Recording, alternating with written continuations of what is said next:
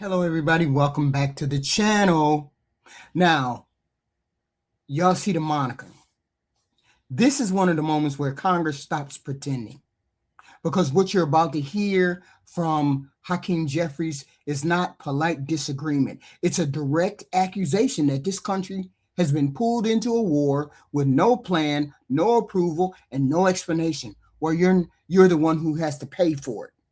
And he's being called unpatriotic, or members of the Congress are being called unpatriotic. Hakeem Jeffries says, "Oh no, you ain't finna do that. You ain't finna do that." Yeah.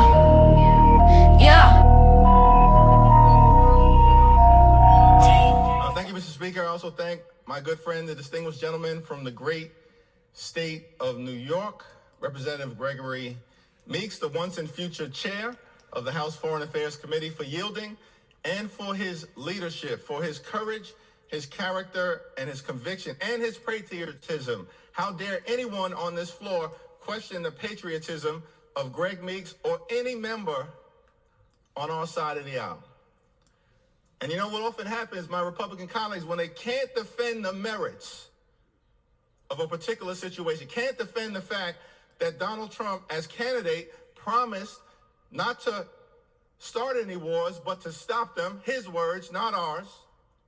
When you can't defend the fact that billions of dollars are being spent every day to drop bombs in the Middle East, but Republicans are unwilling to spend a dime to make life more affordable for the American people, when you can't defend the things that have taken place under this administration, the fact that the American people know life hasn't gotten better for them, life has gotten worse, life has gotten more expensive, less affordable. When you can't defend your policies, you question the patriotism of Democratic members of Congress. There are patriots on both sides of this conflict, of this issue. As a matter of fact, we know there are combat veterans on the Republican side and the combat veterans on the Democratic side who may share different views about the nature of this conflict. Jason Crow is a combat veteran. He opposes this reckless war of choice. Are you going to question his patriotism?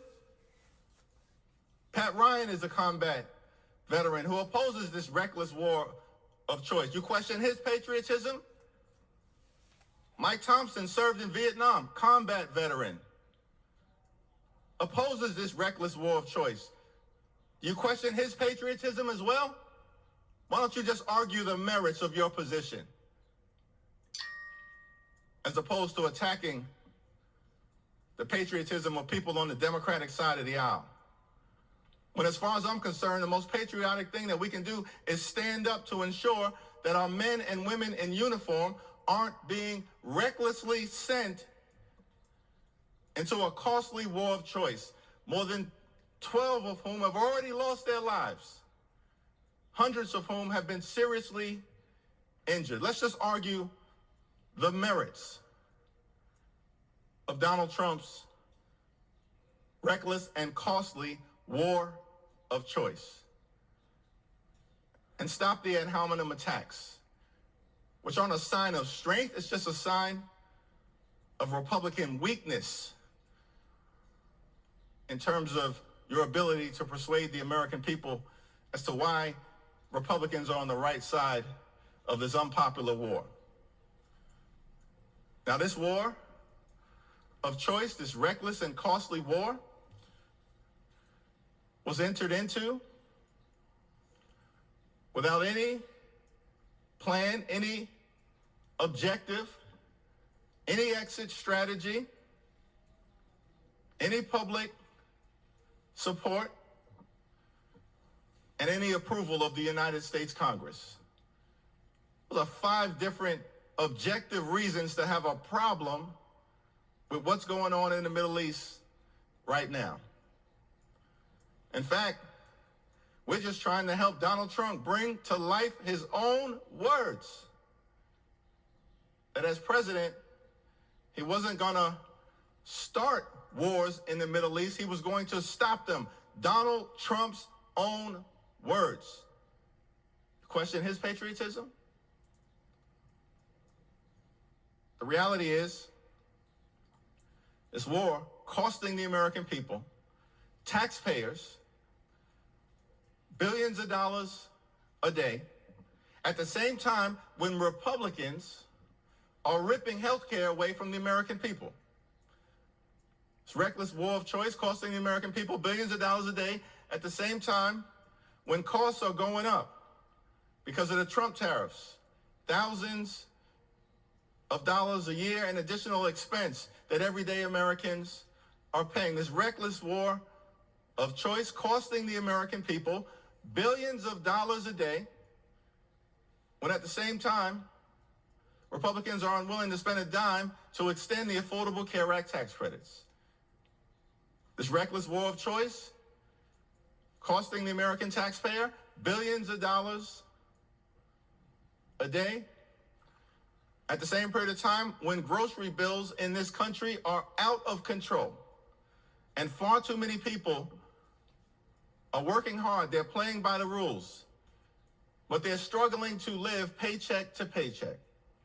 Can't thrive and can barely survive. We're standing up for the American taxpayer and expressing support for this war powers resolution so we can put an end to this costly and reckless war of choice. These are just some of the reasons why we oppose what is taking place right now. And in fact, there are many who are now arguing in the public domain that as a result of what Donald Trump and Republicans have done over in the Middle East, Iran in some instances is stronger now than they were before. Have effective control of the Strait of Hormuz. They didn't have that before,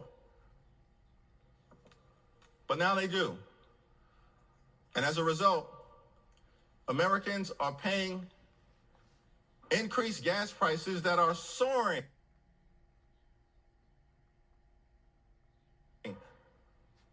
More than $4 a gallon, the largest, in fact, monthly increase in gas prices from March to April than the country has seen in more than 6 decades. Just another reason to have a problem with Donald Trump's reckless war of choice. All right, let's talk about what we just heard, because that wasn't just a speech. That what you're hearing is the frustration boiling over inside Congress, not just the Democrats and Republicans, but how this war is being handled. He comes out strong right away defending Gregory Meeks, but that's not really the point. That's the setup to it. The real message is stop questioning our loyalty and start explaining these decisions that you guys are supporting. And that's where this gets real serious between the Republicans and Democrats. He's making very specific accusation. He's saying this war was started without a plan, without a clear objective, without an exit strategy, and without Congress fully signing on to it. Now, whether you agree or not, that's a heavy charge, because that's not just policy disagreement. That's questioning how power is being used. Then he shifts to something that hits people where they live. Money. Billions of dollars going out the door, bombs dropping overseas, while people here are struggling with groceries, gas, and healthcare. That's the part that lands with people, because you can argue strategy all day, but when people feel like their own lives aren't getting better, they stop caring about the explanation and start questioning the priorities. The president said they're not going to help take care of healthcare, Medicaid, Medicare, all that. They don't care about that. They care about the war. And notice what Hakeem Jeffries keeps saying. War of choice, war of choice, war of choice. That's intentional. That's branding the conflict as unnecessary, not forced, not defensive, but chosen.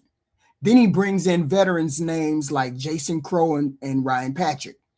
That's not random either. He's trying to shut down the idea that opposing the war equals being unpatriotic. And I believe that too. You can have an opposing view of the war. That don't mean you don't care about your country. That don't mean you don't love your country. He's saying, look, people who actually served, people who fought are against this war too. And here's where the speech gets sharper for everybody. He flips that patriotism argument. Instead of defending Democrats, he questions whether the decision itself reflects good judgment. And that's a risky move because now you're not just debating policy, you're challenging the leadership. Then comes the economic punch. Gas prices up, tariffs raising costs, healthcare support being cut.